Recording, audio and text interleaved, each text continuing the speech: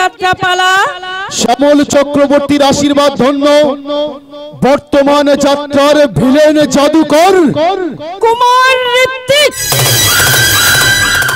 স্বপ্ন সুন্দরী নায়িকা কৌশালী ও চকলেট হিরো কুমার সোহম, অবুঝ প্রাণের সবুজ অভিনেতা দাদা ভাই এবং জি বাংলার বিচারে পুরস্কার প্রাপ্ত বহুরূপী অভিনেত্রী মিসেস মৌসুমী অভিনীত জীবন যুদ্ধের পাশা খেলা যদি না থাকে রে বিধির বিধানে পাবে সাজা মুখোশের আড়ালে ময়লা মানুষ জীবন যুদ্ধের পাশা খেলায় যদি না থাকে রে বিধির বিধানে পাবে সাজা মুখোশের আড়ালে ময়লা মানুষ মুখোশের আড়ালে ময়লা মানুষ মুখোশের আড়ালে ময়লা মানুষ।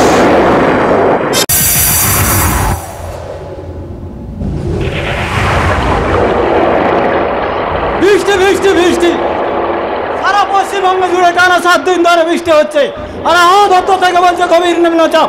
এই বৃষ্টি থামতে নাকি আরো 2 দিন লাগবে। কলকাতা বা শহরতলিগুলোর অবস্থা কি হচ্ছে জানি না, তবে এই নবীগঞ্জের মতো নদী কবলিত এলাকাগুলো ব্যাপক ক্ষতি হচ্ছে। একে বর্ষাকাল, তার উপর আবার ড্যাম্পের জল ছেড়েছে। এইভাবে চলতে থাকলে বন্যার আকার নেবে, তা আমি আলাপ করে বলতে পারি।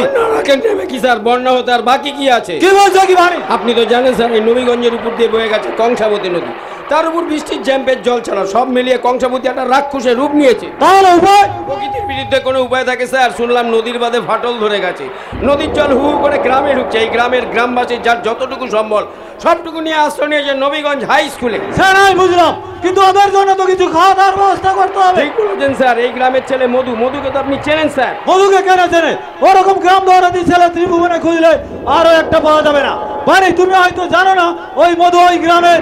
কি হলো স্যার, থামলেন কেন? না থাক, তা কি করেছে ওই মধু? বামুনপাড়ার কাছে মধুদের একটি ক্লাব আছে, নবীন সংঘ ক্লাব। ওই ক্লাবের ছেলেদের সঙ্গে নিয়ে গিয়ে হাই স্কুলে যারা আশ্রয় নিয়েছে তাদের সব খাওয়া দাওয়ার ব্যবস্থা করেছে। তাই নাকি? শুধু কি তাই, ওই ক্লাবের ছেলেদের সঙ্গে নিয়ে গিয়ে নদীর পাড়ে গিয়ে বাদ সারাবার কাছে হাত লাগিয়েছে মধু। না না, বৃষ্টি বাদলা থামলে ছেলেটাকে একটা পুরস্কার দিতে হবে দেখছি। তা কি পুরস্কার দেবেন ওকে স্যার? ধ্বংস হয়ে যাওয়া একটা পৃথিবী। আরে সোজা এসো এসো এসো এসো। তা থানাতে কি মনে করে? অভিযোগ জানাতে এলাম স্যার। অভিযোগ? অভিযোগ? হ্যাঁ স্যার, মানুষের মনুষ্যত্ব হয়ে গেছে বিয়োগ, কর্তব্য সচেতনতা হয়ে গেছে ভাগ, গুণ করে দ্বিগুণ হয়ে গেছে মানুষের লোভ। থাকার মধ্যে আছে শুধু আমাদের মতো সাধারণ মানুষের অভিযোগ। তা কি অভিযোগ স্যার জানতে পারি কি? চিট ফান্ডের মালিকগুলো সাধারণ মানুষের টাকা ধূলিসাৎ করে দিল। তারা অভিযোগ করলো, কোনো লাভ হলো না, কারণ চিট ফান্ডের টাকায় সাধারণ মানুষ বিধ্বস্ত। আর আমাদের দেশের মিডিয়া খবরে শুধু বলছে শিক্ষিত বেকার ছেলেমেয়েরা চাকরি না পেয়ে চলছে। মিডিয়া শুধু বলছে অনলাইনে পরীক্ষা দিয়ে কৃতি ছাত্র ছাত্রীদের ভাগ্য দুলছে। মিডিয়া শুধু বলছে বন্যার ত্রাণে সরকারি অনুদানের মালপত্র এমনকি ট্রিপল পর্যন্ত মিডিলম্যানরা চুরি করে খাচ্ছে। মিডিয়া শুধু বলছে, কিন্তু মিডিয়া এত কিছু বললেও এটা কিন্তু একবার বলছে না স্যার যে ভারতবর্ষ স্বাধীনতার 75 বছর পর ওই বিশ্ব ব্যাংকের ধার করা টাকায় চলছে। হ্যাঁ স্যার, যুগ পাল্টাচ্ছে, সাধারণরা কিন্তু আর সাধারণ আম জনতা পুড়ছে রোদে, তোমরা ঠান্ডা ঘরে তোমাদের খাবার ফেলে দাও আর ওরা না খেতে পেয়ে মরে। কিন্তু মনে রেখো পুঁজিবাদী নেতা মন্ত্রীর দল এই আম জনতাই দেশলাই কাঠি। জ্বালাবেই দাবানো। হয়তো তুমি ঠিকই বলছো, কিন্তু এখন বলো তোমার অভিযোগটা কি? নদীর মধ্যে ফাটল ধরে গেছে, সেই ফাটল দিয়ে গ্রামের মধ্যে হু হু করে জল ঢুকছে। আজ বছর দিনেক আগে সরকারি দপ্তর থেকে নদীর মাত্রা তৈরি করা হয়েছিল, খরচ হয়েছিল বেশ কয়েক কোটি টাকা। কাজের কাজ তো কিছু হয়নি স্যার, মাঝখানতে টাকাগুলো তছরূপ হয়েছে।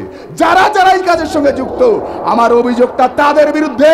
আসলে তখন তিনি লিডার ছিলেন, এখন আর তিনি ওই দলে নেই, রাজনৈতিকভাবে দল বদল করেছে। এখানেই তো আমার প্রশ্নটা স্যার, যারা রাজনৈতিকভাবে দল পরিবর্তন করলো তারা দিব্যি ঠান্ডা ঘরে বসে ঠান্ডা হাওয়া খেয়ে দিন কাটিয়ে দিচ্ছে, কিন্তু আমাদের মতো সাধারণ মানুষের ভাগ্য পরিবর্তন হলো কোথায়? তোমার অভিযোগ দুর্যোগ কমে গেলে আমরা উপর মহলে জানাবো। এখন এই দুর্যোগের কবল থেকে এই নবীগঞ্জ গ্রামটাকে তো বাঁচাতে হবে। আপ্রাণ ভাবে সে চেষ্টা করে যাচ্ছে আমার ভাই মধু। ওকে নিয়ে আমার সুখ দুঃখ, ওকে নিয়ে আমার হাসি কান্না, ওকে নিয়ে আমার সব স্বপ্ন। মধুদাকে থামাতে হবে, না হলে তো মধুদার কোনো বড় ক্ষতি হয়ে যেতে পারে। কি হয়েছে দিদিমণি, কি হয়েছে? গায়ের লোকের মুখে শুনলাম আপনি থানাতে এসেছেন, তাই তো আমিও খবরটা দেওয়ার জন্য থানাতেই ছুটে এলাম। কি খবর পূজারি? আপনারা জানেন না, জল ফুলে ফেপে মানুষ সমান হয়ে গেছে। মধুদা পাথর ফেলে ফেলে সেই বাস ছাড়াবার চেষ্টা করছে, কিন্তু সব চেষ্টায় বিফলে যাচ্ছে। ভয়ঙ্কর স্রোত হয়েছে নদীতে। মধুদার বন্ধুরা তো ভয়ে আতঙ্কে একজন একজন করে নদী পার থেকে চলে গিয়ে আশ্রয় নিয়ে চলে হাই স্কুলে। আমিও বারবার করে মধুদাকে বললাম ওখান থেকে চলে আসো, কিন্তু না, মধুদা কারোর কোনো কথা না শুনে একা একাই লড়াই চালিয়ে যাচ্ছে। দিদিমণি, প্রকৃতির সঙ্গে মানুষের লড়াই তো চিরকালের দিদিমণি। আজ আপনি নতুন করে সে লড়াই থামাবেন কেমন করে? না আপনি বুঝতে পারছেন না, যদি মধুদার কোনো বড় ক্ষতি না। না দিদিমণি না, সেদিন যখন মধুর কোনো ক্ষতি হয়নি, আজ নতুন করে কোনো ক্ষতি আর হবে না। সেদিন কোনো ক্ষতি হয়নি মানে? মানে আপনি থানায় তো নতুন এসেছেন, তাই আপনি অতীতটা জানেন না। দীর্ঘদিন থানায় বড়বাবু উনি আছেন, তাই উনি সবটা জানেন। কি এমন অতীত যেটা আমি জানি না? আসলে মধু আমার নিজের ভাই নয়। কি বলছো? ঠিকই বলছি স্যার, ঠিকই বলছি। আজ থেকে 25 বছর আগের কথা। তখন আমার বয়সটা কম। একদিন সারা রাত্রি নদীতে মাছ ধরে ভোরের দিকে বাড়ি ফিরছি, হঠাৎ দেখি কে বা কারা একটা সদ্যজাত বাচ্চাকে ওই নবীগঞ্জের হাটচালায় ফেলে রেখে পালিয়েছে। আর সেদিন এই জঘন্য কাজটা যে করেছিল সে আমার চোখে একটা জানোয়ার ছাড়া কিছুই নয়। কি হলো স্যার, আপনি চমকে উঠলেন কেন? এই ঘটনা তো আপনার জানা। হ্যাঁ তা ঠিক। আসলে আপনি কেন? সারা নবীগঞ্জের মানুষ এই ঘটনা জানেন বাণীবাবু। এই ঘটনার ঠিক 7 দিন আগে আমার নিজের ভাইটা সাপের কামড়ে মারা যায়। তাই সেই হারিয়ে যাওয়া ভাই মনে করে সেদিন ওই নবীগঞ্জের হাটচালা থেকে ওই সদ্যজাত মধুকে আমি আমার বুকে তুলে নেই। হ্যাঁ, নিজের ভাইয়ের মতনই মধুদাকে বুকে আঁকড়ে রেখে বড় করেছেন এই স্বদেশদা। হ্যাঁ, পরের ঘরের কোনো মেয়ে এসে যদি এই দুই ভাইয়ের মধ্যে ফাটল ধরায়, সেই ভয় তো স্বদেশদা বিয়ে পর্যন্ত করেন। আমি বলছি দিদিমণি, আমি বলছি এই সারা নবীগঞ্জ মানুষের আশীর্বাদ আমার ভাই মধুর মাথার উপরে আছে। ওর ক্ষতি কখনো হবে না, কোনোদিন হতে পারে না দিদিমণি, হতে পারে না। এটা কার কণ্ঠস্বর দিদিমণি? এটা কার কণ্ঠস্বর? এটা তো ঘোরের সাপের কণ্ঠস্বর মনে হচ্ছে। কি হয়েছে রে ঘোলা, কি হয়েছে? সর্বনাশ হয়ে গেছে রে সদেশ দাদা। ওই নদীর জলের স্রোতে মধু দাদা ভাসায় গেছে। আমি বিশ্বাস করি না, আমি বিশ্বাস করি না। বিশ্বাস কর রে দাদা, বিশ্বাস কর। ওই নদীর স্রোত তোমার বুক থেকে মধু দাদাকে কেড়ে নিয়েছে। তোমরা তাড়াতাড়ি নদীর বাঁধকে চলে এসো। আমি বিশ্বাস করি না, ওই নদীর জলাশয়ে আমি আমার ভাই মধুকে হারিয়ে দিতে দেবো না। ওরে ভাই মধু, তুই ফিরে আয় ভাই মধু। মন মাঝি রে তোর খেয়াতে তুই দিলি যে পাল তুলে যাবি রে ভেসে কে জানে কোন কুলে। ও মন মাঝি রে তোর খেয়াতে তুই দিলি যে পাল তুলে যাবি রে ভেসে কে জানে কোন কুলে যাবি রে ভেসে কে জানে কোন কুলে।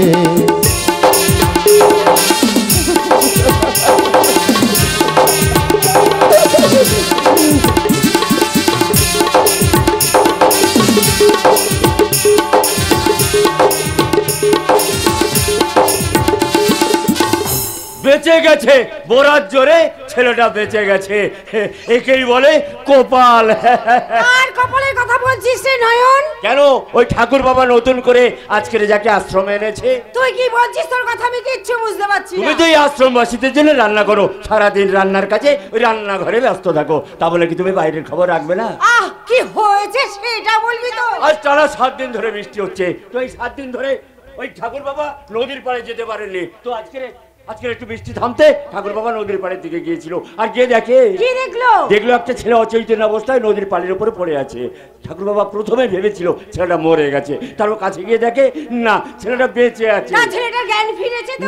না এখনো জ্ঞান তবে ডাক্তারবাবু বলে গেছেন খুব তাড়াতাড়ি জ্ঞান ফিরে আসবে। যাক, তাহলে এই অনাথ আশ্রমের বাসিন্দাদের সংখ্যা আরো একজন বাড়লো। তুমি তো ঠাকুর বাবাকে চেনো, বুক দিয়ে আগলে রেখেছে এই আশ্রমটাকে, কারোর চোখের জল উনি সহ্য করতে পারেন না,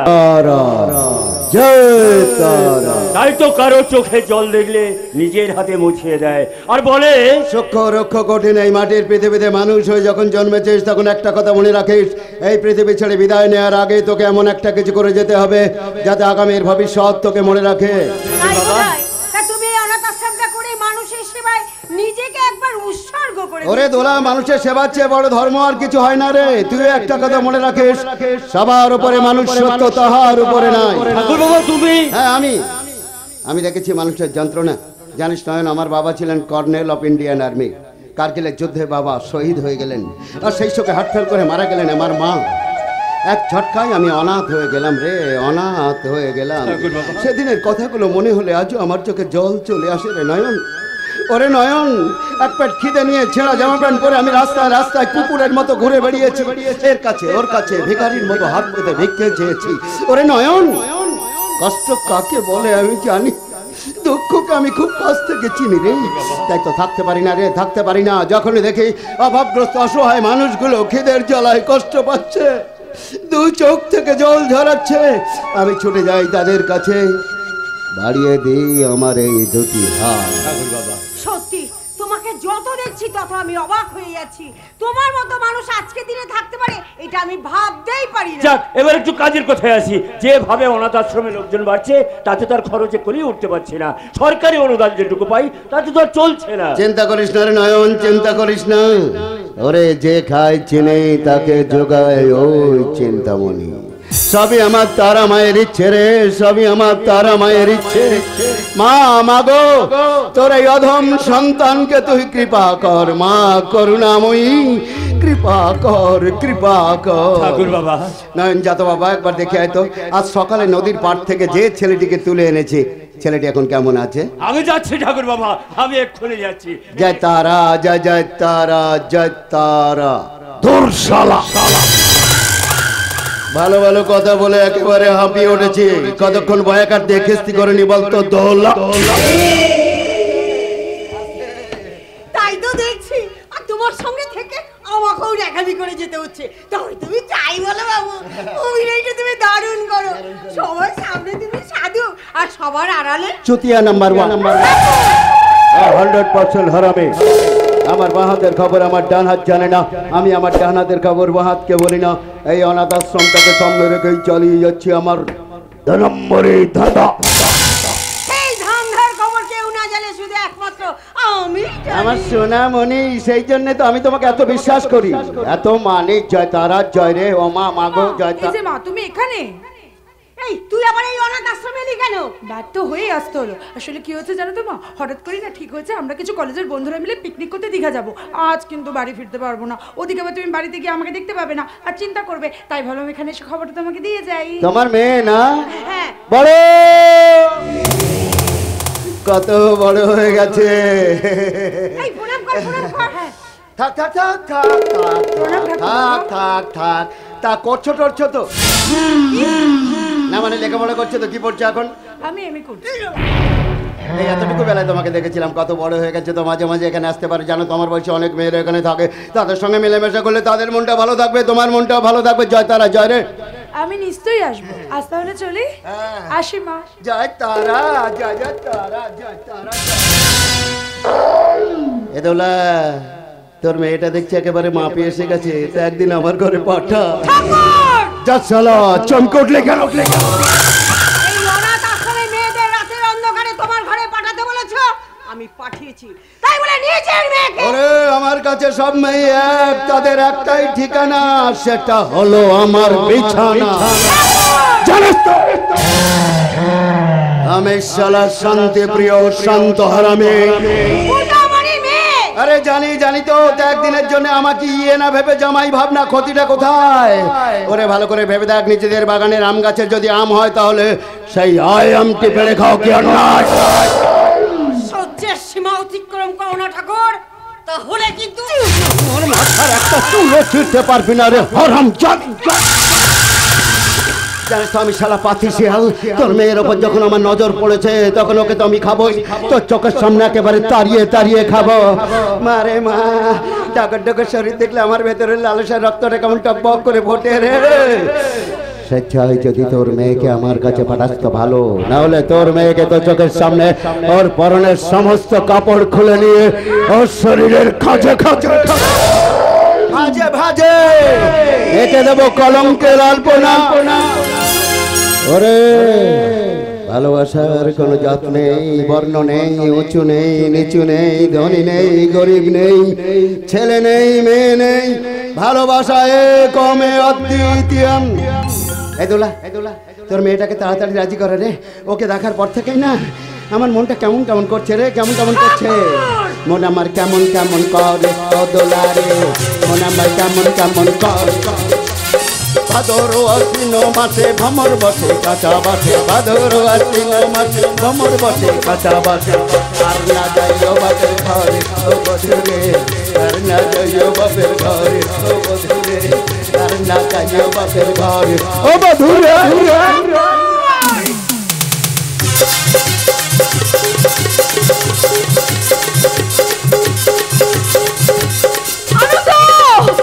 আনন্দ আনন্দ, আজ আমার ভীষণ আনন্দ হচ্ছে। বর্দা বর্দা, আপনি কি স্বর্গ থেকে শুনতে পাচ্ছেন? আপনি কি দেখতে পাচ্ছেন বর্দা? আপনার একমাত্র মেয়ে রাত্রি আজ মানুষের মতো মানুষ হয়েছে। হে ঈশ্বর, আমি নিজের জন্য তোমার কাছে কোনোদিন কিছুই চাইনি, শুধু চেয়েছি ওই মা বলা মেয়েটার জন্য। ওই মেয়েটা তোমায় মা বলে ডাকে, তাই না বৌদিমণি? মা বলে ডাকলেও এখনো তো জানে না যে আমি ওর নিজের মানুষ। বৌদিমণি জানিস মজা, আমার জীবনের গল্পটা না সিনেমা, থিয়েটার বা যাত্রার গল্পকেও হার মানায়। একটা বিশাল যুদ্ধের সাক্ষী আছে। যুদ্ধ? হ্যাঁ যুদ্ধ। তুই তো জানিস এই যে এত বড় বাড়ি গাড়ি ব্যবসা, তারপরে এত প্রপার্টি, এগুলো আমি দেখাশোনা করলেও এগুলো কিছুই আমার নয়। আজ থেকে বহু বছর আগে একটা অজানা কালবৈশাখীর ঝড়ে আমার জীবনটা এলোমেলো হয়ে যায়, তছনছ হয়ে যায় আমার মন, বেঁচে থাকার ইচ্ছে ভেঙে চুরে শেষ হয়ে যায় আমার সতীত্বের সম্মান। আমি আত্মহত্যা করতে যাই, আর ঠিক তখনই আমাকে বাঁচায় ওই শেখর চ্যাটার্জি। তারপরে নিজের বোন বলে ডেকে এই বাড়িতে তোমাকে আশ্রয় দেয়, তাই না বৌদিমণি? আমার ওই নিষ্ঠুর ভাগ্য বিধাতা আমার সেই আশ্রয়দাতাকে আমার কাছ থেকে কেড়ে নিলেন। একটা ভয়ঙ্কর রোড অ্যাক্সিডেন্টে একই সঙ্গে মারা গেলেন দাদা বৌদি দুজনেই। আর তারপর থেকে দাদার ওই একমাত্র মেয়ে রাত্রিকে মানুষ করার দায়িত্বে দড়িতে বাধা পড়লাম আমি। তাই তো ওকে মানুষ করতে গিয়ে নিজে আর বিয়ে পর্যন্ত করলে না, সারা জীবন আইবুড়ো থেকে গেলে, নিজের সুখ সৌন্দর্য সবকিছু তুমি বিসর্জন দিলে। তা বৌদিমণি এবারে কি করবে ভাবছো? এবার একটা শুভ দিন, শুভক্ষণ, শুভ লগ্ন দেখে আমার একমাত্র মেয়ে রাত্রিকে বিয়ে দিয়ে দেবো। তোমার কি মাথা খারাপ হয়ে গেছে? আমি আগেও বলেছি, এখনো বলে দিচ্ছি, আমি বিয়ে করব না। মানেটা কি? মানেটা পরিষ্কার, আমি চিরটা কাল তোমার কাছে থাকবো। নাও এবার ঠেলা সামলাও, তোমার মেয়ে রাত্রি এসে গেছে। এসে গেছে সে তো দেখতেই পাচ্ছি, কিন্তু ওর কথার মানে বুঝতে পারছি না। তা হ্যাঁ রে, তুই বিয়ে করতে চাইছিস না কেন? পারে স্বাধীনতার হাত ছেড়ে কেউ কি স্বেচ্ছায় পরাধীন হতে চায় নাকি? রাত্রি মা, যতই আমরা একবিংশ শতাব্দীতে বাস করি না কেন, যতই মুখে নারী প্রগতি, নারী শিক্ষা, নারী সভ্যতা নিয়ে লড়াই করি না কেন, আসল সত্য বাস্তব হচ্ছে মেয়েরা এখনো পরাধীন। দিদিমণি একটিবার ভেবে দেখো তো ফজাদা, স্বামী যতই ভালো হোক না কেন, শ্বশুর শাশুড়ি যতই ভালো হোক না কেন, বিয়ের পরে বউ হয়ে আসা মেয়েটা হয়ে থাকে চিরকালই পরের বাড়িরই মেয়ে, অথচ যেই নাতি বা নাতনি হয় সে হয়ে যায় ওই বাড়ির বংশধর, ওই পরিবারের উত্তরসূরি। সন্তান জন্মকে শুধু বাবারাই দেয়? বলতে পারো ভজাদা, মায়েদের গর্ভ না থাকলে গর্ব করার জন্য স্বামীরা বাবা হতো কি করে? হয়েছে হয়েছে হয়েছে বাবা, তুই তো ফিলোসফি মানে দর্শন নিয়ে কথা বলতে শুরু করে দিয়েছিস। মোট কথা হচ্ছে আমি চিরটা কাল তোমার কাছে থেকে আদর খাবো মা। ওই কথা বললে কি চলে রে মা, ওই কথা বললে কি চলে? বিয়ে হলো মানব জীবনের ধর্ম, এক চিলতে সিঁদুরই যে মেয়েদের একমাত্র পরিচয়। মা মারে, তুই তোর চোখ দিয়ে সারা বিশ্বের সবকিছু দেখলেও ততক্ষণ তোর কাছে সবটাই অন্ধকার থাকবে, যতক্ষণ না তোর চোখে আলো এসে তোর শুভ দৃষ্টি হয়। আসবো কে? আমি এক ফেরিওয়ালা ভাই, স্বপ্ন ফেরি করে বেড়াই। আমি এক ফেরিওয়ালা ভাই, স্বপ্ন ফেরি করে বেড়াই।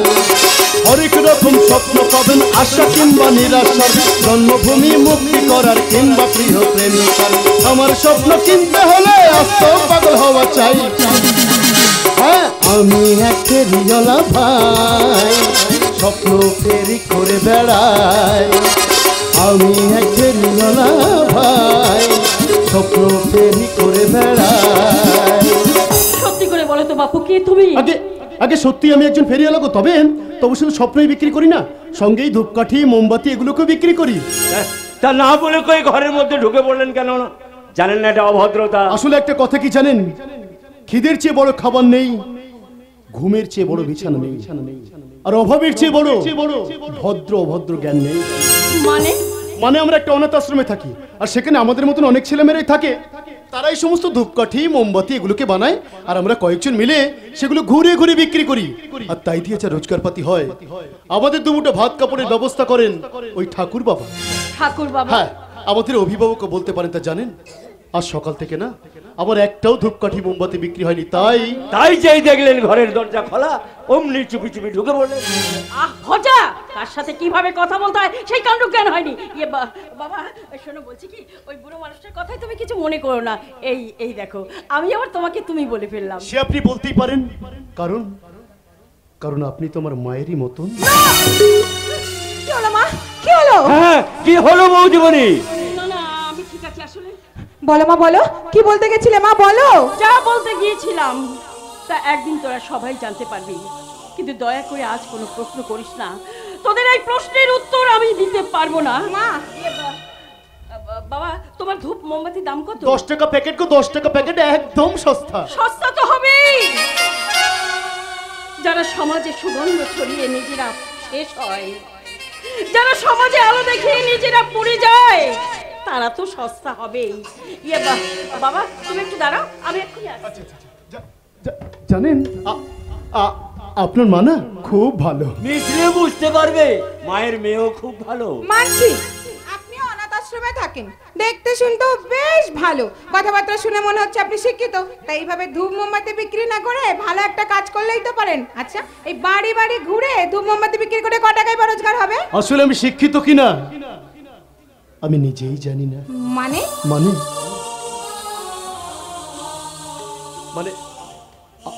আমার তো আগের কথা কিছু মনে নেই। আগের কথা কিছু মনে নেই? না, মাসখানেক আগে আমি অচৈতন্য অবস্থায় গঙ্গার ঘাটে পড়েছিলাম। ওই ঠাকুর বাবু আমাকে তুলে এনে সুস্থ করে, কিন্তু বিশেষ করুন আমি সুস্থই ঠিকই, কিন্তু আমার আগের কথা কিচ্ছু মনে পড়ে না, কিচ্ছু না। ও মাই গড, তার মানে স্মৃতি ভ্রষ্ট। আচ্ছা, আগের কথা মনে করার চেষ্টা করেননি আপনি? করেছিলাম তো, কিন্তু বিশ্বাস করুন আমার না ওই আগের কথাগুলো আর কিচ্ছু মনে পড়ে না। আর যখনই ওই আগের কথাগুলো আমি মনে করার চেষ্টা করি, আমার এই মাথার মধ্যে একটা বিভৎস আগুন জ্বলে ওঠে, মুখের মধ্যে একটা হাজার হাতুড়ি পেটায়, মনে হয় আমার নিঃশ্বাসটা বন্ধ হয়ে যাবে, আমার দমটা বোধহয় বেরিয়ে যাবে। আর তখনই তো এই অতীতের কথাগুলো আমি ভাবা ছেড়ে দিই। ম্যাডাম, কি হবে?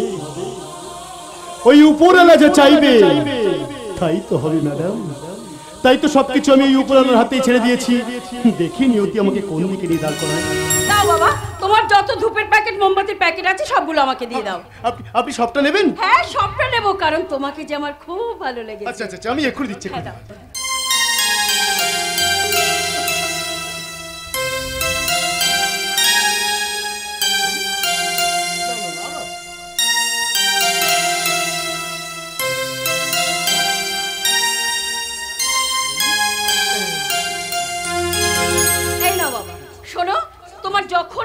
তখন তোমার ধূপ মোমবাতির প্যাকেট নিয়ে এখানে চলে আসবে, কোনো দ্বিধা করবে না, কেমন? আচ্ছা আচ্ছা আচ্ছা, আজ তাহলে আমি আসি। এসো বাবা, থাক থাক থাক।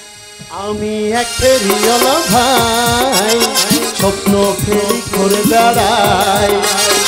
আমি এক ফেরিওয়ালা ভাই, স্বপ্ন ফেরি করে বেড়াই। হরেক রকম স্বপ্ন পাবেন, আশা কিংবা নিরাশার, জন্মভূমি মুক্তি করার কিংবা প্রিয় প্রেমিকার।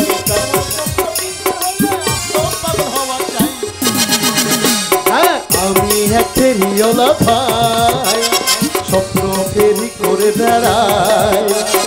আমি এক ফেরিওয়ালা ভাই, স্বপ্ন ফেরি করে বেড়াই।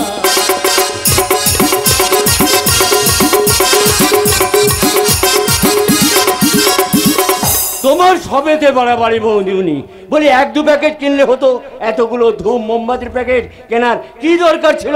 দরকার ছিল রে ভোজা, দরকার ছিল। কেন জানি না, ছেলেটাকে প্রথম দেখেই আমার ভালো লেগে যায়। ওকে দেখে আমার মনে হলো, কি মনে হলো? ও যেন আমার কত চেনা, কত আপনজন। আপনি? নমস্কার। নমস্কার। আমি মানিকব্রত বর্মন, পশ্চিমবঙ্গ পুলিশের সাব ইন্সপেক্টর। এক্ষুনি যে ছেলেটাকে দিয়ে বেরিয়ে গেল তাকে আপনারা চেনেন? না, উনি ধূপ মোমবাতি বিক্রি করতে এসেছিলেন। ও মাই গড, ওকেই আমরা খুঁজে বেড়াচ্ছি। আপনাদের বাড়ি থেকে বেরিয়ে ও একটা বাসে উঠে পড়ে, বাসটাও ফুল স্পিডে চলে যায়, তাই ওকে ধরতে পারলাম না। কিন্তু খুঁজে বেড়াচ্ছেন কেন? ও কি কোনো ক্রিমিনাল? আরে বাবা না না, ওর মতো সৎ আদর্শবান ছেলে আর হয়ই না। আই সি, ওর তো স্মৃতি ভ্রষ্ট হয়েছে, আগের কথা কিছুই মনে নেই। তাই নাকি? তাহলেও হতে পারে, ও তো নদীর জলে ভেসে গিয়েছিল। তার মানে ওর বাড়ি পরিচয় আপনি সবকিছু জানেন? জানি ভাই, কি ওর নাম মধু। মধু? ওর বাড়ি নবীগঞ্জ। কি নাম বললেন? কি নাম বললেন আপনি? নবীগঞ্জ। নবীগঞ্জ।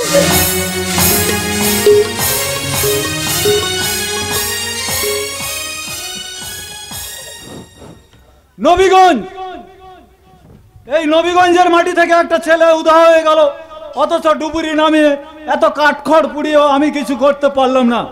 আজ আমি নিজের উপর রাস্তা হারাচ্ছি। আসবো স্যার। কে? ও স্বদেশ, এসো এসো এসো। আমার ভাইটার কোনো খবর পেলেন? আজ 1 মাস হলো মধু নবীগঞ্জে নেই। তোমার মনের অবস্থাটা বুঝি স্বদেশ, কিন্তু বাস্তবটাকে তো মেনে নিতে হবে। বাস্তব? কোনটা বাস্তব? ওই পরের উপকার করতে গিয়ে আমার ভাইটা নদীর স্রোতে হারিয়ে গেল, অথচ আপনি আমি কিছুই করতে পারলাম না। এইটাই বাস্তব। মেনে তো নিয়েছি স্যার। এই মনটাকে শক্ত করে আমি বলছি, আমার ভাই মধু আর বেঁচে নেই, কিন্তু মৃতদেহটা তো একবার আমার সামনে নিয়ে আসুন স্যার, অন্তত 2 চোখের দেখা দেখি। শান্ত হও স্বদেশ, শান্ত হও। আমি হেডকোয়ার্টারে ফোন করে সব জানিয়েছি স্যার। নেভির সাহায্য নিয়ে তো ডুবুরি নামালাম, কিন্তু কোথাও ওকে খুঁজে পাওয়া গেল না। আসলে কি জানেন স্যার, বড্ড বেশি স্বপ্ন দেখে ফেলেছিলাম ওকে নিয়ে। স্বদেশ, বাছর বৌদি এসে ওকে সহ্য করতে না পারে, তাই নিজে বিয়ে পর্যন্ত করলাম না। আমার বড় আশা ছিল আমি নিজে দাঁড়িয়ে থেকে ওর একটা বিয়ে দেব, আর আমি যেটুকু টাকা রোজগার করি সেই টাকা দিয়ে সারা নবীগঞ্জের মানুষকে নেমন্তন্ন করব। এই নবীগঞ্জ গ্রামটাকে আমি রঙিন আলো দিয়ে সাজাবো, সবাইকে বলবো এসো দেখে যাও, আমার ভাইয়ের লাল টুকটুকে বউটাকে দেখে যাও। এসো না, দেখো কেমন লক্ষ্মী প্রতিমাকে খুঁজে নিয়ে এসে আমি আমার নারায়ণের মতো ভাইয়ের পাশে দাঁড় করিয়েছি। শেষ হয়ে গেল স্যার, সব শেষ হয়ে গেল। আমার আশা আকাঙ্ক্ষা সব শেষ, হারিয়ে গেল আমার ভবিষ্যৎ। ওভাবে ভেঙে পড়ো না, মোচো চোখের জল। পুরুষ মানুষ নিজের চোখের জল ফেলতে নেই। চোখের জলের ইচ্ছে হলে সে তো চোখ দিয়ে এমনিই বেরিয়ে আসবে। এই আমাকে দেখুন না, আমি কিন্তু কাঁদতে চাইছি না, কিন্তু চোখ দিয়ে জল এমনিই বেরিয়ে আসছে। বড্ড অবাধ্য এই চোখের জল, কোনো কথা শুনতে চায় না স্যার, কোনো কথাই শুনতে চায় না। তোমাকে সান্ত্বনা দেওয়ার ভাষা আমার জানা নেই, তবে তোমার সঙ্গে আমার অন্য কিছু কথা ছিল। অন্য কথা? হ্যাঁ, বলছিলাম কি আমাদের আর দেরি করা উচিত হবে না। এতদিন যখন ওর ডেড বডি খুঁজে পাওয়া গেল না, তখন ধরে নিতেই হবে মধু আর বেঁচে নেই। তা এবার তোর সাধ্য শান্তি ব্যবস্থা করতে হবে। মন্দিরে ঠাকুর মশাই একই কথা বলছিলেন। কি কপাল দেখুন আমার। আমি ভেবেছিলাম ওর বিয়েতে সবাইকে নেমন্তন্ন করব, আজও শ্রাদ্ধেতে আমাকে লোক নেমন্তন্ন করতে হবে স্যার। শ্রাদ্ধ? কার শ্রাদ্ধ? মধুর। মধু? মধু তো বেঁচে আছে। আমি ঠিকই বলছি, আমি নিজের চোখে দেখে এসেছি মধু বেঁচে আছে। কোথায় কোথায় দেখেছেন বলুন না স্যার, কোথায় দেখেছেন? কলকাতা ভবানীপুরে। ছেড়ে দিলে কেন? ছেড়ে দিইনি, বরং ধরতেই চেয়েছিলাম, ধরতে পারলাম না। পারে? হ্যাঁ, হাওড়া থেকে অফিসিয়াল কাজ ছেড়ে ট্রেনে ওঠার জন্য একটা কাজ চেষ্টা করছি, হঠাৎ দেখলাম মধু একটা বাড়ি থেকে বেরিয়ে আমারই চোখের সামনে একটা বাস উঠে পড়ে, আর বাসটা ফুল স্পিডে চলে যায়, তাই ওকে ধরতে পারলাম। এইসব আপনি কি বলছেন স্যার? কি বলছি, ওর সম্বন্ধে খোঁজ খবর নেওয়ার জন্য ওই বাড়িটাতে যাই, আর গিয়ে জানতে পারি। কি জানতে পারো তুমি? মধু একটা অনাথ আশ্রমে থাকে। অনাথ আশ্রমে তৈরি করা ধূপ মোমবাতি বাড়ি বাড়ি ঘুরে বিক্রি করে। কি বলেন স্যার, কি বলেন?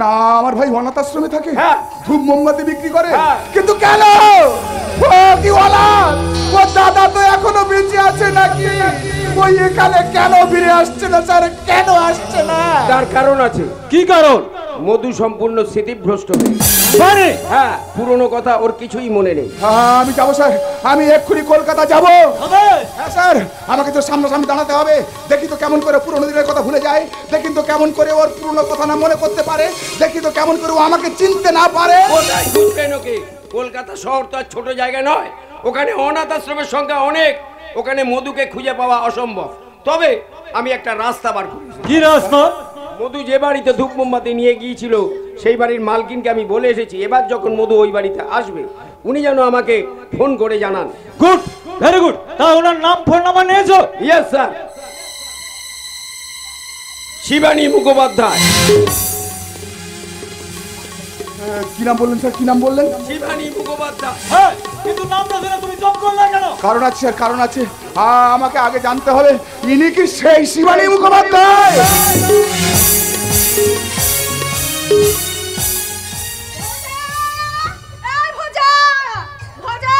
দেখো দেখে নি কাণ্ড, এত কাজ বাকি পড়ে আছে তবু ছেলেটা দেখা নেই, কোথায় গেল? ভজা, ভজা। আমার ডাকছো বৌদিমণি? হ্যাঁ ডাকছি, কি করছিলি? এই তোমাদের জামা কাপড় কাচছিলাম। তা কাঁচা হয়ে গেছে? হ্যাঁ, তা হয়ে গেছে। তবে জামা কাপড় কাচতে গিয়ে না আমি একটা মজার জিনিস আবিষ্কার করেছি।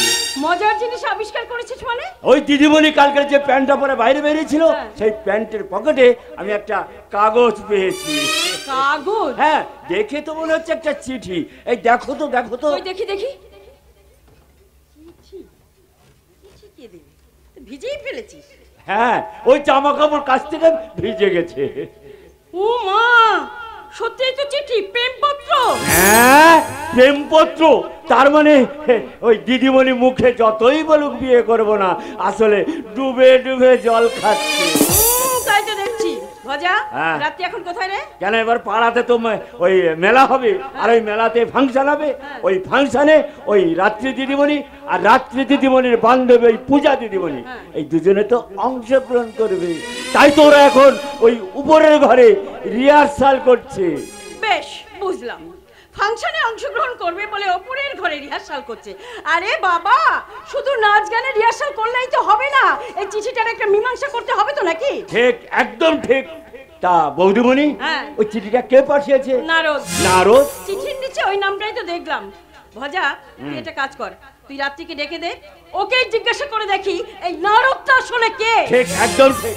কেউ না, ওই চিঠিটা আমার নাম, আমার না, পূজার পূজার নারদ আমাকে দিয়েছিল। হ্যাঁ কাকিমা, রাত্রি ঠিক কথাই বলছে। আসলে নারদ একটা ফাজিল ছেলে, আমাদের সাথে কলেজে পড়তো, আর তখন থেকে না আমার পিছনে ঘুরঘুর ঘুরঘুর করছে। বাহ বাহ বাহ বাহ বাহ বাহ বাহ, আমি তোমার পেছনে ঘুরঘুর ঘুরঘুর ঘুরঘুর ঘুরঘুর করছি, এটা তুমি কাকিমাকে বলতে পারলে। আর তুমি যে আমার সামনে ঘুরঘুর ঘুরঘুর ঘুরঘুর ঘুরঘুর করছো, এটা তো কাকিমাকে বললে না। তুই, তোর সাহস দেখে আমি অবাক হয়ে যাচ্ছি, তুই সরাসরি আমাদের বাড়িতে চলে এলি। আচ্ছা, কি করবো বলো রাত্রি, কি করবো বলো? এই যে তোমার বান্ধবী পূজাকে গত এক সপ্তাহ ধরে হাতে লেখা চিঠি পাঠিয়েছি, মোবাইলে SMS করেছি, হোয়াটসঅ্যাপ করেছি, এমনকি ফোনও করেছি, কিন্তু তোমার বান্ধবী পূজা তো আমাকে কোনো রিঅ্যাকশনই করছে না। এতে অ্যাকশন করতে মাইকেল জ্যাকসন সেজে সরাসরি সেকশনে চলে এসেছি। তা বাবা নারদ, খুব তো আমার পূজাকে বিয়ে করতে চাও দেখছি। তা কাজ কারবার কি করা হয়? আগে আমার কাঠের বিজনেস। হ্যাঁ, প্রত্যেকদিন সকালে রাস্তায় ধারে বসে দান মাজার জন্য নিম দাদুর বিক্রি করি। এখনো হওনি? আমি তো পূজাকে ভালোবেসে কবেই পাগল হয়ে গেছি। বিশ্বাস করুন কাকিমা, বিশ্বাস করুন, আমি সত্যি ওকে খুব খুব খুব ভালোবাসি। ওকে ছাড়া আমি বাঁচতে পারবো না, কিন্তু ও যে আমাকে পাত্তাই দেয় না। রাস্তার ধারে দাঁড়িয়ে নিমদাতন বিক্রি করে একটা ছেলেকে কোন মেয়ে বা পাত্তা দেবে বাপু? তা কি আছে তোমার? सब अच्छे সব আছে। है, सब है ना मेरे पास, क्या नहीं है? पैसा है, गाड़ी है, बंगला है।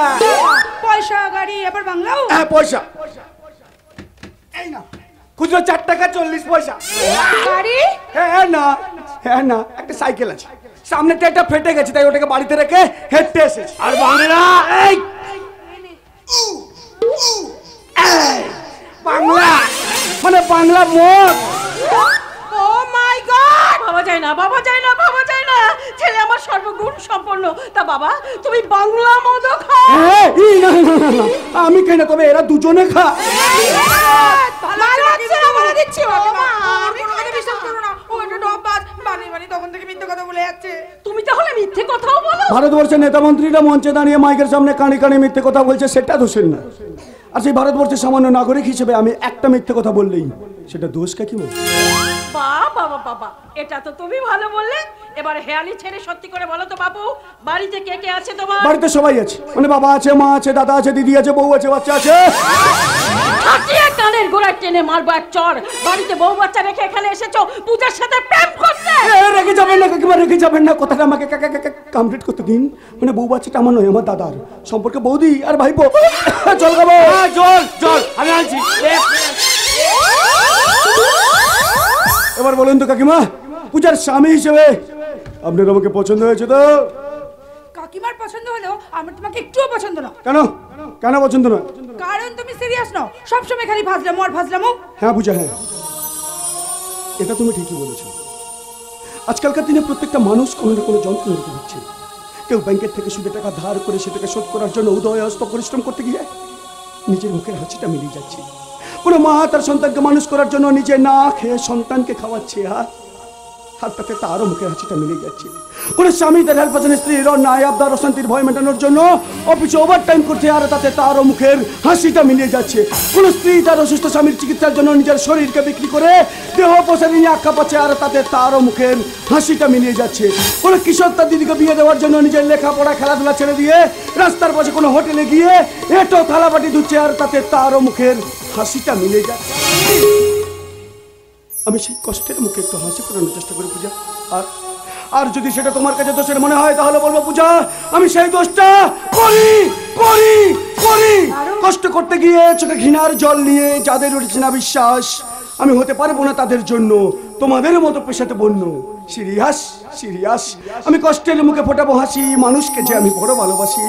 হাসি ছাড়া মানুষের জীবন জানতে হলে ওলাস, আমি হতে পারবো না তাদের জন্য তোমাদের মতো পেশাতে বন্য। Serious serious. নারদ, দুদিন ধরে পূজাকে একবার চোখের দেখা দেখার জন্য আমার মনটা বড় চকমক করছিল কাকিমা। তাই তো কোনো কিছু না ভেবে আমি দুম করে পূজার পিছনে ঘুরতে ঘুরতে আপনাদের বাড়ি চলে এসেছি। আপনি কিছু মনে করবেন না কাকিমা, আমি চলি। দাঁড়াও কাকিমা, প্রথমে তোমাকে ভুল বুঝলেও এখন তোমাকে আমার ভালো লেগেছে। শোনো, মানুষের মুখে হাসি ফুটিয়ে তুমি কোনো অন্যায় করনি, কিন্তু বাবা একটা কথা না বলে পারছি না, শুধু মানুষের মুখে হাসি ফোটালেই তো চলবে না। ভবিষ্যতে ওই পূজার মুখেও তো তোমাকে হাসি ফোটাতে হবে নাকি? তার রোজগার পাতি কি করা হয়? আমি জানি না কাকিমা পূজা আমাকে ভালোবাসে কিনা, তবে যদি সত্যি ভবিষ্যতে আমাকে বিয়ে করে তাহলে ওর ভাত কাপড়ের কোনো অভাব আমি রাখবো না, এ কথাটা আমি আপনাকে দিতে পারি। খেয়েছে রে পূজা, ও তো আমার মাকেও ম্যানেজ করে নিল রে। তাই তো দেখছি রে রাত্রি। হ্যালো, হ্যাঁ বলছি, কি নাম বললেন?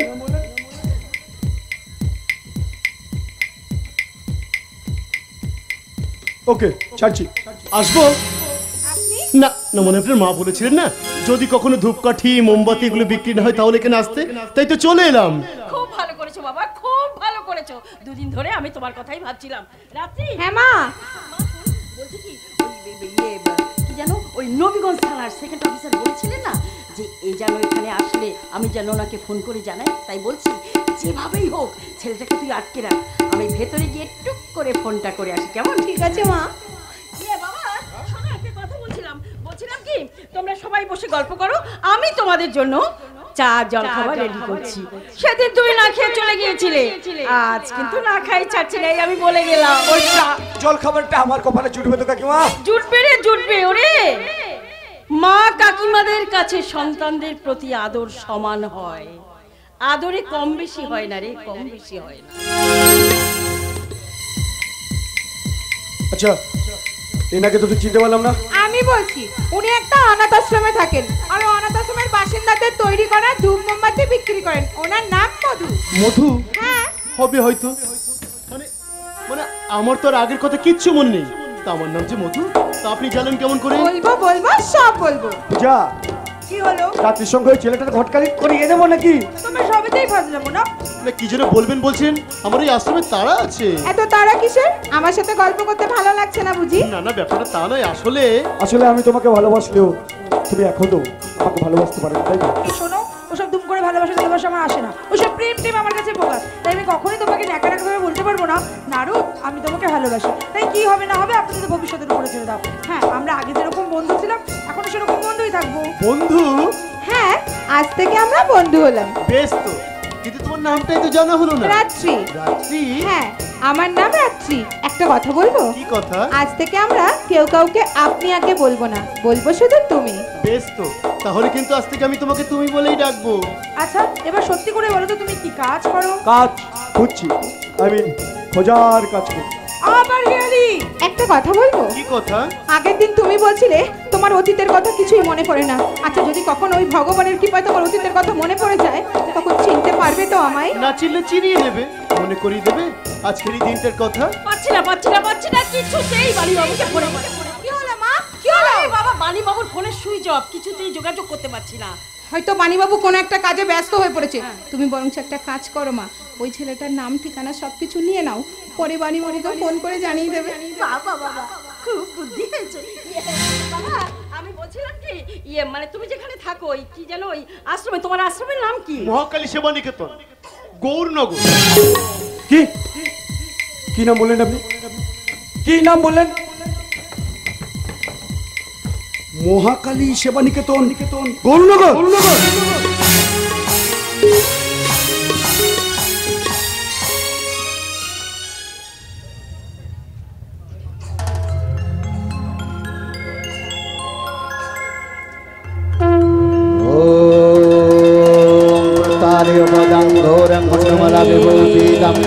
सर्वां लम्बोदोरिं हिमं दग्धचर्माकितं कटौ नवयौवनं चम्पन्नं पञ्चमुद्राविभूषितं चतुर्भुजं लोलजोबं महाभिमं वरप्रदं खड्गगर्तसमायुक्त सभ्यचरभूतोदयं कृपणत्फलसंयुक्त सभ्यपाणिजुगान्वितं पिण्डद्वैकजातं दैन्मौलवक्षपभूषितं बलार्कमण्डलकरलचत्रभूषितं जलच्छीतमर्थगतं घोरदमश्चङ्करालिनीं त्रैलोक्यविभूषितं विश्वव्यापकत्वान्तच्छेदवस्त्रपरिस्थितं ॐ तारादेव्यै नमो नमः। जय तारा, जय तारा, जय तारा। मंत्रे मन शुद्ध है, शरीर शुद्ध है, आत्मा शुद्ध है। हमारे आश्रमे नंदरमले विराज करছে শুধু শান্তি আর শুদ্ধতা। জগৎ মাতার কাছে আমার একটাই নিবেদন, এই জগৎ সংসারে যারা ক্ষুধার্ত আশ্রয়হীন বসনহীন মানুষ আছে তাদেরকে তুমি আলো দেখি আমার আশ্রমে নিয়ে এসো মা, আমার কাছে নিয়ে এসো। আমি তাদের সেবা করি, সেবা করে ধন্য হই। যেমন গতকাল রাতে আমারই আশ্রমে মানুষ 16 বছরের বাচ্চা ছেলে ওই অয়নের সেবা করলাম। তোমার মনে আছে দোলা, অয়নকে যখন প্রথম এই আশ্রমে এনেছিলাম ও ছিল সদ্যজাত একটা শিশু। হ্যাঁ মনে আছে, ওর মা ওকে জন্ম দিয়ে আস্তাকুড়ের আবর্জনায় ফেলে দিয়েছিল। সারা রাত শুয়ে শুয়ে কেঁদেছিল বাচ্চাটা। সকালে পাড়া প্রতিবেশী মারফতে যেই তুমি খবর পেলে অমনি দৌড়ে গিয়ে ওকে কোলে করে তুলে নিয়ে আসলে এই মহাকালী সেবা নিকেতন আশ্রমে ওষুধপত্র দিয়ে আস্তে আস্তে বড় করলে। আর বলে আর এগিয়ে না দোলা, মনে রেখো সেবাই আমার কাছে পরম ধর্ম। যতদিন যাচ্ছে তত তুমি বিবস্বই উচ্চ ঠাকুর সেবার নামে। নিস্তব্ধতা বজায় রাখো দোলা, মনে রেখো আশ্রম মাছের বাজার নয়। মাঝে মাঝে তোমার ঢং দেখলে গাড়িরই করে ওঠে।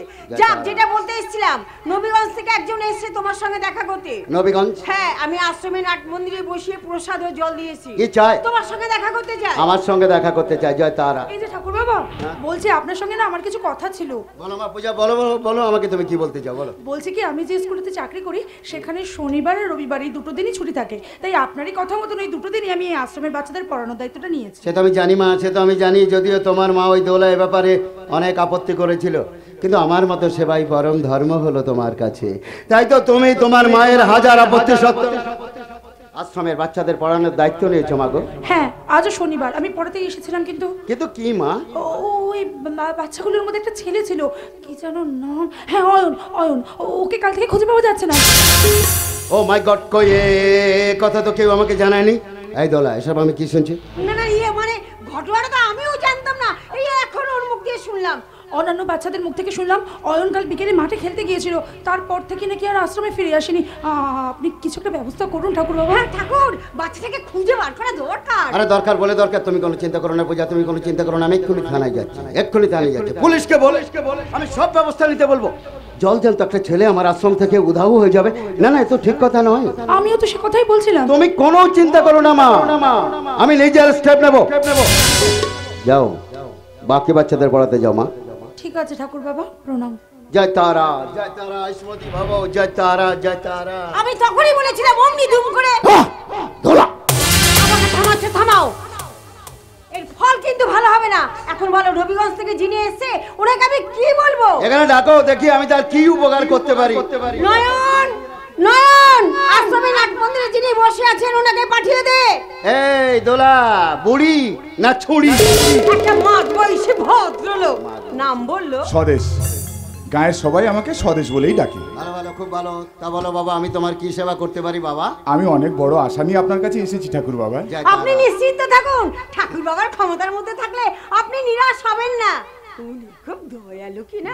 বলুন বলুন, আপনি প্রাণ খুলে কথা বলুন। ওই নবীগঞ্জ থানার অফিসার বাণী বাবুর মুখ থেকে জানতে পারলাম আমার ভাই আপনাদের আশ্রমে আছে। ভাই? কে তোমার ভাই? মধু।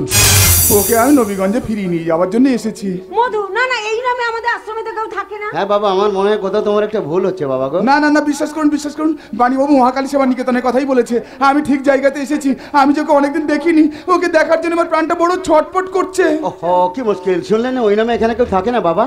না না, আপনারা দুজন মিথ্যে কথা বলছেন। শুধু শুধু আপনাকে মিথ্যে কথা বলে আমাদের কি লাভ বলুন তো? এই যে ঠাকুর বাবা, আজকে ধূপকাঠি মোমবাতি বিক্রি করার টাকাটা। কত টাকা দাও বাবা? দাও। ভাই? কে ভাই? কার ভাই? এই তো আমার ভাই, এই তো আমার ভাই মধু। আয় ভাই আয়, তোকে যে আমি কতদিন দেখিনি, তোকে দেখার জন্য আমার প্রাণটা বড় ছটফট করছে। আয় ভাই আয়, তোকে বুকে জড়িয়ে ধরতে না পারলে আমার বুকের মধ্যে জ্বলা আগুনটা যে নিভবে না রে ভাই। আয় ভাই আয়, একবার আমার কাছে আয়। এসব কি বলছেন আপনি?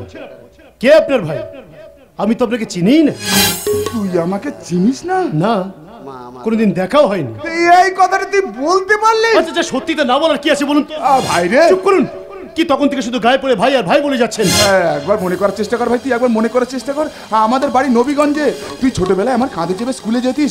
ঝড়ের পরে না তুই আমার হাত ধরে আম বাগানে আম কুড়াতে যেতিস। আমি তোকে রথের মেলায় ঘুরতে নিয়ে যেতাম। তুই লজেন্স খাওয়ার জন্য বায়না করতিস। আর তোর শরীর খারাপ হলে সারা রাত্রি তোর কপালে আমি হাত বুলিয়ে দিতাম। আমি বলছি ওই নবীগঞ্জে পাখি বই গেছে রাক্ষসী শাহাবতী নদী। বৃষ্টির জল দুপুর ছাড়িয়ে গেছিল। তুই নদীর মাছ মেরামত করার জন্য নদীতে নেমেছিলিস। তুই একবার মনে করার চেষ্টা কর ভাই, একবার মনে করার চেষ্টা কর। দয়া করে আপনি চুপ করুন। আপনার এই কথাগুলো আমার কিচ্ছু মনে পড়ছে না, কিচ্ছু না। তুই একবার মনে করার চেষ্টা কর ভাই, মনে করার চেষ্টা কর। আমার বাড়ি পাশ দিয়ে ওই যে রাক্ষসী কংসাবতী নদী বেরিয়ে গেছে, তার পাশে তুই দাঁড়িয়েছিলিস। তুই তখন নদীর পাশ জল খাওয়ার জন্য নদীতে নেমেছিলিস। তখন তুই পুরোনো দিনের কথা বিশেষ করুন। আপনার কথাগুলো না আমার কিচ্ছু মনে পড়ছে না। দয়া করে আপনি এখান থেকে চলে যান। আমি চলে যাবো? হ্যাঁ, যাবেন। কেন অনাহতের মতো আমার জীবনে এসে দয়া করে আপনি আমার এই মাথাটা খারাপ করে দেবেন না, জানেন? শান্তিতে মা, জানেন ওই অতীতের কথাগুলো না আমার কিচ্ছু মনে পড়ে না, কিচ্ছু না। ওই অতীতের কথাগুলো আমি মনে করার চেষ্টা করি, আমার এই মাথার মধ্যে একটা সাইক্লোন বয়ে যায়। আমার বুকটা ফেটে যায়। জানেন তখন না সেই যন্ত্রণাটা আমি সহ্য করতে পারি না গো, পারি না।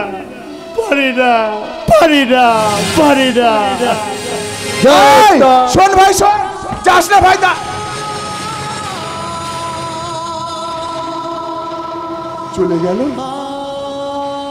চলেই গেল যার জন্য আমি সারা জীবন আত্মত্যাগ করলাম, সে আজ আমাকে ত্যাগ করে চলে গেল। ওরে ভাই রে, তোর মতো যে আমারও বুকের মধ্যে একটা অসহ্য যন্ত্রণা করছে, কার করে আমারও কাঁদতে যে ইচ্ছে করছে। সেদিন যদি তোকে নদীর বাঁধ মেরামত করার জন্য নদীতে নামি পাঠাতাম, তবে আজকের এই দৃশ্যটা আমাকে দেখতে হতো না রে ভাই, দেখতে হতো না। मत रो बेटा मत रो, जय तारा, जय जय तारा। ঠাকুর বাবা, আমার ভাই যে আমাকে অস্বীকার করলো, ও যে আমাকে চিনতে পারলো না, এবার বলতে পারেন ঠাকুর বাবা আমি বাঁচবো কেমন করে? কেঁদো না বাছা, কেঁদো না। আমার কাছে যখন এসেছো তখন সব ঠিক হয়ে যাবে বাছা। জয় তারা। আপনাকে অস্বীকার করেনি, আসলে ওর স্মৃতিশক্তিটা চলে গেছে, আগের কথা আর কিচ্ছু মনে নেই। তবে ও নিশ্চয়ই মনে করতে পারবে। মনে করতে পারবে? নিশ্চয়ই। ওকে আমার আশ্রমে ভালো ভালো ডাক্তার দেখাচ্ছে, ট্রিটমেন্ট কমপ্লিট হলে আগের কথা নিশ্চয়ই মনে করতে পারবে। আর সেদিনও আপনাকে চিনতে পারবে। আর সেদিন তোমাকে দাদা বলে ডেকে বুকে জড়িয়ে ধরবে বাছা। সত্যি? জয় তারা। সত্যি বলছেন আপনারা? ও পুরনো দিনের কথা সব মনে করতে পারবে? ও আবার আমাকে দাদা দাদা বলে বুকের মধ্যে জড়িয়ে ধরবে? বলুন না, আপনারা সত্যি বলছেন তো? জয় তারা, জয় রাম। আমার মুখের কথা কখনো মিথ্যে হয় না বৎস। তবে তোমার ভাই এখানেই থাক। তুমি মাঝে মাঝে এসে ওকে দেখে যেও কেমন। আপনাদের যে কি বলে আমি ধন্যবাদ দেবো ঠাকুর বাবা। জয় তারা। বিশ্বাস করুন, আপনাদের এই কথাগুলো শুনে না গভীর অন্ধকারে আমি একটু হলেও আলো দেখতে পাচ্ছি। বুকের মধ্যে জল আগুনটা একটু হলেও কমতে চাইছে, আর চোখের জলটা একটু হলেও কম বেরোতে চাইছে। সবই আমার তারা মায়ের ইচ্ছে বৎস, সবই আমার তারা মায়ের ইচ্ছে। জয় তারা। আপনাদের যে কি বলে আমি ধন্যবাদ দেবো ঠাকুর বাবা। আপনাদের কাছে আমি চিরঋণী হয়ে থাকলাম। আপনাদের এই ঋণ আমি এ জীবনে শোধ করতে পারবো না ঠাকুর বাবা। প্রণাম ঠাকুর বাবা। ছেলেটার মনে শান্তি দে মা। প্রণাম। ওকে কৃপা কর মা, ওর মনোবাঞ্ছা পূর্ণ কর। জয় তারা, জয় জয় তারা, জয় তারা। এই মরেছে মধু বলে মালটাকে তো আর বেশি দিন বাজারে ছেড়ে রাখা যাবে না। দাদাটা জেনে গেল ভাইটা এখানে আছে, এবার যদি ওর স্মৃতিশক্তি ফিরে আসে তাহলে তো নবীগঞ্জে ফিরে যাবে। তার মানে তোমার জাল থেকে একটা মাছ পালিয়ে যাবে বলছো? ঠিক তাই। তাহলে কি করবে তুমি? গতকাল রাতে 16 বছরের বাচ্চা ছেলে ওই অয়নের সঙ্গে যা করেছে, আমি ঠাকুর বিক্রম রাঠোর।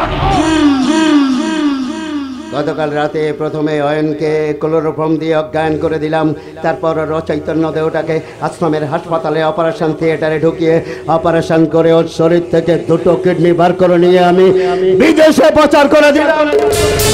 আর শেষে অয়নের অচৈতন্য দেহটাকে আশ্রমের পেছনে বাগানে নিয়ে গিয়ে মাটি খুঁড়ে মাটিতে পুঁতে সেই মাটিতে একটা চারা গাছ লাগিয়ে প্লাকেটে লিখে দিলাম, গাছ লাগান প্রাণ বাঁচান নইলে আসবে আমফান। কিডনি আর কঙ্কাল পাচারের ব্যবসাটা দারুণ ভাবে জমে উঠেছে দোলা। দিল্লি, মুম্বাই, ম্যাড্রাস থেকে অর্ডারের পর অর্ডার আসছে। 2 নম্বরই মার্কেটে কোটি কোটি টাকায় বিক্রি হচ্ছে মানুষের কিডনি আর কঙ্কাল। কিন্তু ঠাকুর, বেশি বাড়াবাড়ি ভালো নয়। এইভাবে প্রতি সপ্তাহে যদি এই আশ্রম থেকে একটা একটা করে মানুষ কমতে থাকে, তাহলে সেটা কারো না কারো নজরে পড়বে। আর সে যদি এই পুলিশে তারা তারা জয় তারা।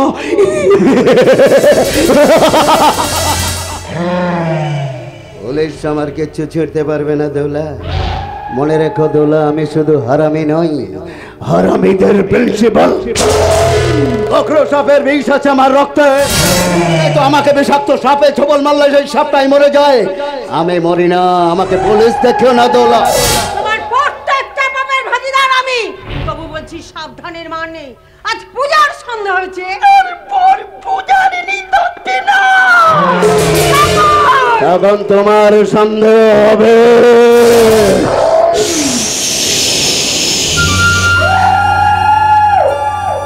চিৎকার না করে মেয়েটাকে সাবধান করে দাও দোলা। এমনিতে ওকে আমি হাফ খাবো, আর বেশি বাড়াবাড়ি করলে পুরোটা খেয়ে তোমার আঁচলে আমি আমার মুখটা মুছে নেব। চমকে না উঠে কাজের কথা শোনো আমার দোলা রানী। যত তাড়াতাড়ি সম্ভব ওই মধুটার একটা গতি করতে হবে। পরিষ্কার ফর্মুলা। প্রথমে ক্লোরোফর্ম দিয়ে অজ্ঞান, তারপর অপারেশন, তারপর মধুর শরীর থেকে দুটো কিডনি বার করে নেওয়ার পর ব্লেড দিয়ে ওর টুটিটা কেটে ওর মৃতদেহটাকে একটা চুনগোলা চৌবাচ্চার জলে 7 দিনের জন্য ডুবিয়ে দেব। ব্যাস, খেল খাতাম, পয়সা হাজাম।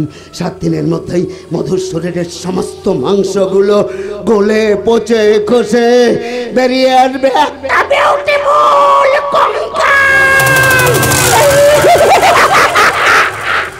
তারপর সেই কঙ্কাল আর কিডনি দুটো আমি বিদেশে পাচার করে দেব।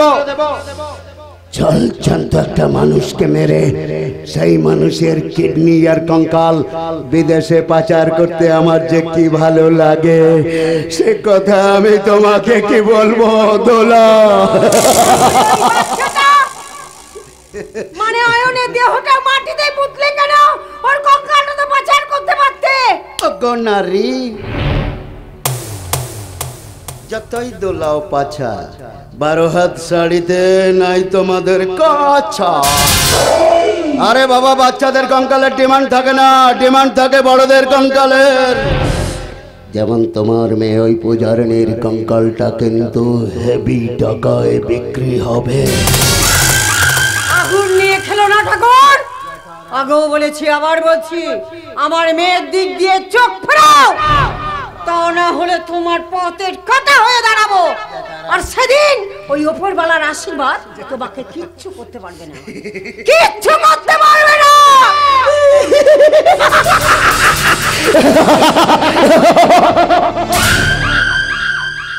ওই ওপরওয়ালাকে নিয়ে আমি যে ধান্দা শুরু করেছি তাতে তিনি যে আমাকে আশীর্বাদ করবেন না সেটা আমিও শালা গ্যারান্টি দিয়ে বলতে পারি। কিন্তু তিনি আমাকে আশীর্বাদ না দিলেও দিয়েছেন মানুষ খুন করার জ্ঞান।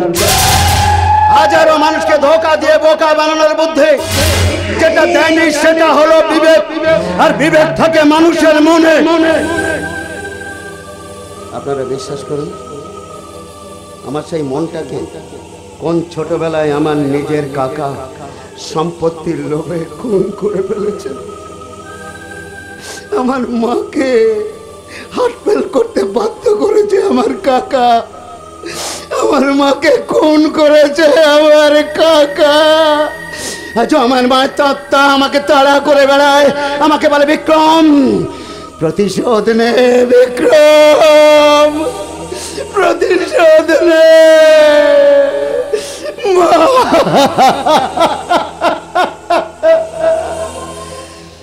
তাই তো আমি পোশাক খুললে দেখতে পাবেন সেখানে লেখা আছে সাবধান,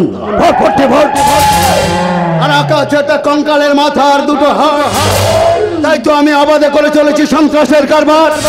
আমি নিলামে চলেছি চেতনাকে, লজ্জাকে কেড়ে নিয়েছি লজ্জার কষ্টকে। পোস্টমর্টম করে মনুষ্যত্বের দেহটাকে মাঝামাঝি চিরে দিয়েছি আমি। কবরের তলায় শুয়ে আছে আমার সততা, চিতায় জ্বলছে আমার মানবতা। শান্তির আশ্রমে আমি হলাম অশান্তির কাল পুরুষ।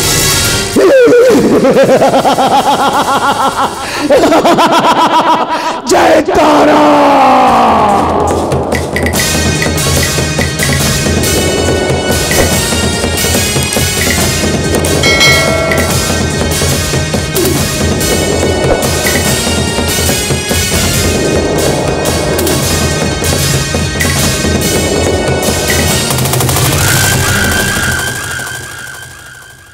আমি চিতার মতো নিঃশব্দে হাঁটি, কেউটের মতো কাটি, আমি বহুরূপী বন্যগীর গিটি। কিন্তু আপনারা বিশ্বাস করুন, আমি নিজে কিছু করছি না, আমি তো নিমিত্ত মাত্র। সবই করছেন আমার মৃত মায়ের আত্মা। আর মন্দিরের ওই মা তারা। আমি তফাৎ বুঝি না, আমার জন্মদাত্রী মা আর মন্দিরের মায়ের আমি তফাৎ বুঝি না। আমি যন্ত্র, তিনি যন্ত্রী, যেমন চালান আমি তেমনি চলি। জয় তারা, জয় তারা, জয় তারা।